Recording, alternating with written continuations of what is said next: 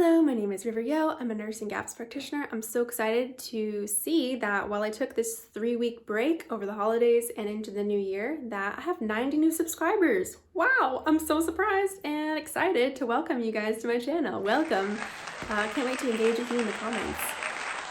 I'm just gonna make 3 videos explaining the 3 top reasons why I left mainstream nursing as a primary form of employment. And yeah, there's so much I could say, so I'm just gonna break it up into bite-sized pieces for you guys. So I'm gonna call the first one robot mode to relationship. I'm gonna call the second one pharma to farms. And if you've seen some of my other videos, you know what I mean. Farms are like my #1 source of medicine. And my third reason I'm gonna call from hopeless to healed. And that sounds a little dramatic, but you'll see what I mean. Just watch the video, okay?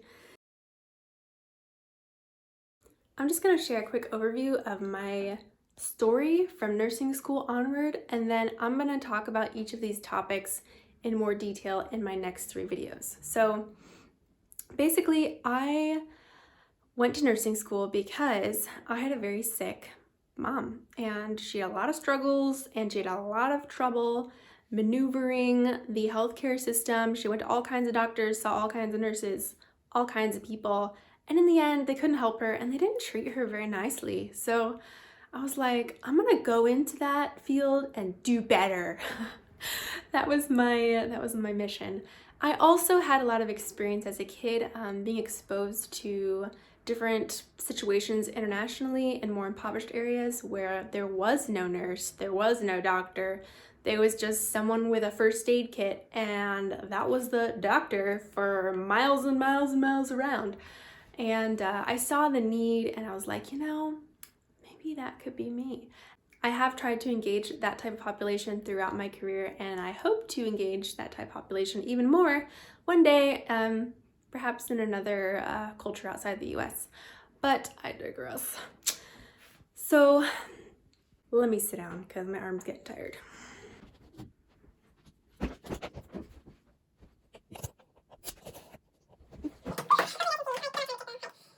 Hopefully you guys can see me. So I started nursing school. I was super interested in learning all about the body and how it works and how we can heal the body with good stuff. I did a lot of extra research on the side to kind of explore what could possibly be going wrong with my poor mom. And as I went through nursing school, my health just got worse and worse and worse. And I saw myself going down the exact same track as my mom, and I couldn't find any answers. And all the hospital rotations that I did, and meetings, interdisciplinary team meetings with doctors and physicians and different therapists, there were patients just like my mom who were mystery situations. We had no clue what the heck was going on with them. We just called it autoimmune and threw a bunch of steroids at it, and it never did anything. And eventually, if we just fed them and gave them water long enough, sometimes they would go back home, and oftentimes they would come right back to the hospital, unfortunately. But it was very discouraging.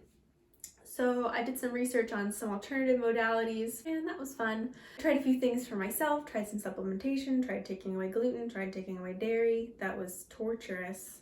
Did help a bit, but didn't answer my question of where the heck this was all coming from. So anyway, graduated, got my RN, took my boards. My first job was at a hospital. I felt so lucky because I didn't have to like work my way up through a nursing home situation into like the idyllic hospital job where you get paid more, you get more experience, you get to use the wide variety of all the skills that you learned in school. I was really excited, and I felt like, wow, I'm so blessed that I got this super great position. I'm gonna learn so much. Well, it was such a crazy, hectic, insane working environment. I cannot describe to you unless you're a nurse, then you know how insane it is. Working such super long hours with so many patients. I never had time to like have a meaningful conversation with the patient. I was always just chasing my to-do list of who needs meds at what time and who needs to be turned at what time, and just trying to chart the heck out of everything so that I wouldn't have to stay for hours and hours afterwards just documenting all of the little tasks that I did and the vitals that the tech was getting for me. It was exhausting, man. Whew. I encountered a lot of situations that I would personally consider ethical dilemmas, where either a patient was very sick and we would get them just well enough to like go back home, and a week later they come right back to us. We call these patients revolving doors, and the treatments we were providing them were not ultimately healing them or bringing them some kind of resolution to their situation. It was just keeping them alive, but barely. And the other ethical dilemma I had, which was the real reason that I had to leave besides the crazy work environment, was there were people who really were at the end of their life. They were in their 90s, they had many health problems, they were done, they were tired, they lost their sense of coherence, they had no family maybe to make decisions on their behalf, and instead of helping them to have a peaceful, quality last bit of life, we would do crazy weird surgeries that we knew wouldn't extend their life, add a bunch of crazy meds which caused them terrible side effects, and it was like the living dead. It was horrible. And to watch people meet their end in such a torturous mad scientist experiment kind of environment was really distressing. And the time and effort it would have taken to go to the ethical review board of the hospital about every one of these weird situations, in particular situations with yay doctor or yay patient, was beyond what I could do when I was already working mad overtime, just charting all of the monotonous things I was doing, which weren't helping my patients, but just keeping the hospital free of liability, basically. So yeah, so then I left. And where did I go next? Oh, my next job, I went to hospice, because I didn't want to see people end that way. I wanted them to have quality time with their family, to get out of the stinking hospital, no more stabbings throughout the night and day for blood draws and beeps and like artificial feedings which were causing their lungs to fill with fluid. It was much better. Were they really sick and suffering? Yeah, but we were able to help make them comfortable. We were able to help them to process with their family. A lot of times we would take them off of a ton of unnecessary meds, or meds that were trying to extend the length of their life but were severely affecting the quality of their life. And that was good. That was good, because you would see these people who were in a total stupor like wake up and like come back to life out of their zombie mode for a good while before eventually the disease process would continue, and then they would kind of decline again and cross over. So yeah, so I experienced in that environment the severity of side effects that medications can have on patients, and we have no idea what those side effects are unless we take them off, and we never do. So yeah, after a while I lost the grace for that very emotionally taxing position. It was beautiful, I loved it, but it was time for me to move on. I wanted to do preventative care, you know, I wanted to work with people who had a hope of turning their health around before they ended up on hospice. So I went to work with a super amazing primary care situation, and I was excited to start to work with people who I might have a chance of helping to like improve their health a bit. Part of this was largely due to the pandemic, but I had been hoping to make home visits and like engage with people about their lifestyle in their home environment and inspire them to like change so that they could live. So they could live and not just like scrape by with these debilitating conditions. Sadly, because pandemic, I had to do everything over the phone, which is totally less personal and not life-changing at all in comparison.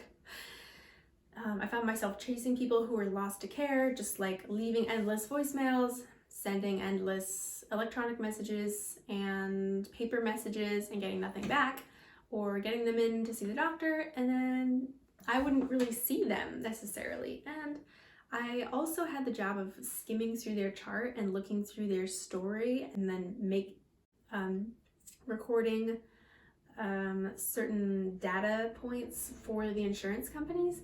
And it was traumatizing, the crazy stories of these patients who were just younger and younger and younger, experiencing incredibly debilitating conditions that were causing them to be really expensive to the insurance company, and for no good.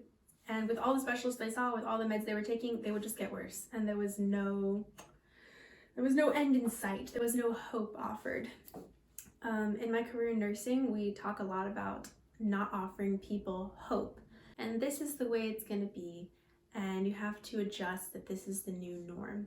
And we have that kind of conversation with patients so often in the realms that I was working, and that is a really sad conversation to have with patients. And after a while, I got certified in GAPS, which is Gut and Psychology Physiology Syndrome, and I learned that that was not the case. Some of these conditions that I had sat down and talked to patients about how this is the end, I realized they were actually curable.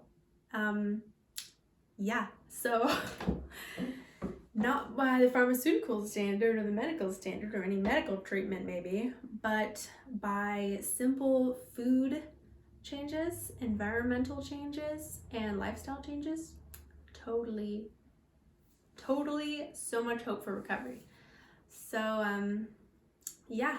so despite the super awesome coworkers that I had at that job, I decided I had to leave because I didn't have the opportunity for relationship with my patients in a situation where I could utilize all this training I had received for helping people to recover from all kinds of chronic conditions.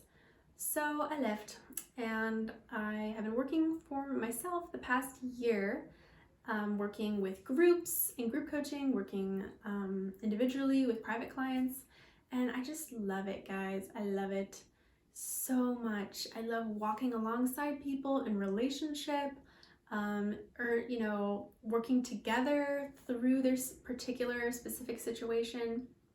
I love being integrated into my community, having local clients who I can totally pick up their farm pickup for them if they're not feeling good that day, or they can help pick up my farm pickup for me if my car isn't working that day. It's so awesome. I love it. And I feel like this is the way medicine should be. Someone in your community who knows your people, who knows the resources within your area, and the Philly area is the place to be, let me tell you, because there's so many sweet farms. But anyways, and being able to offer people hope, like if you're willing to commit yourself, I have so much hope that you can totally get through this and actually recover, like completely recover, and not just recover yourself, but improve your microbiome. So if you decide to have kids one day, that they will not struggle from the things you struggled with, or the things your parents struggled with, or the things that their parents struggled with. Epigenetics, guys, it's awesome. So that's my story in a nutshell. I'm gonna go into those 3 things later in future videos, and so check it out. If you want to hear the rest, click on the playlist link and you can hear them all. Marathon. Thanks so much for supporting my channel, and I'll see you in the next video.